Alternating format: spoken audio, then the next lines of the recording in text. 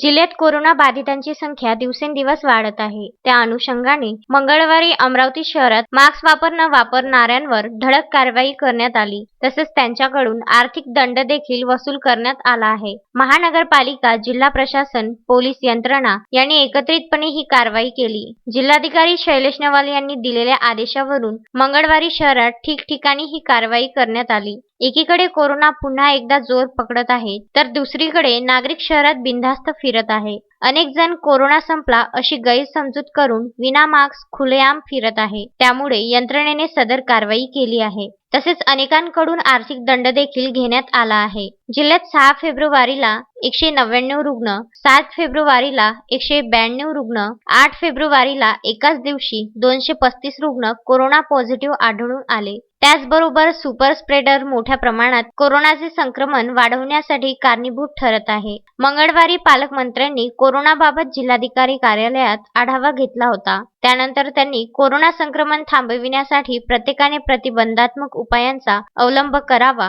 असे आवाहन पालकमंत्री यशोमती ठाकूर यांनी केले आहे. आता एक गोष्ट आहे, करोना आपल्याला असं वाटलं होतं की ही लढाई निर्णायक टप्प्यावर आलेली आहे, वॅक्सिन्स आलेले आहेत, त्याच्यामुळे हे संपेल असं वाटत होतं. पण आत्ता असं लक्षात आलेलं आहे की खास करून आपल्या अमरावती जिल्ह्यामध्येच नव्हे तर अमरावती डिव्हिजनमध्ये एक स्पाईक आपल्याला असा दिसून येतो आहे.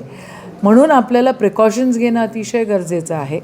मागच्या वर्षी ह्याच वेळेला असंच लॉकडाऊन युरोपियन कंट्रीजमध्ये झाले होते, जे आत्तासुद्धा युरोपियन कंट्रीज सेकंड लॉकडाऊनमध्ये आहे.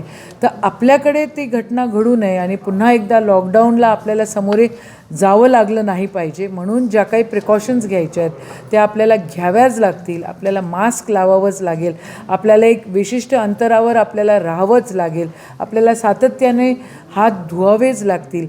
आपण आता आपल्या अमरावती शहरामध्ये आणि अमरावती जिल्ह्यामध्ये जे लोक मास्क लावत नाही आहेत त्यांच्यावर पुन्हा एकदा कंपल्शन टाकतो आहे आणि त्यांना फाईन देखील आपण कडक करतो आहे. अनिकेत ठाकरे, विदर्भ न्यूज, अमरावती.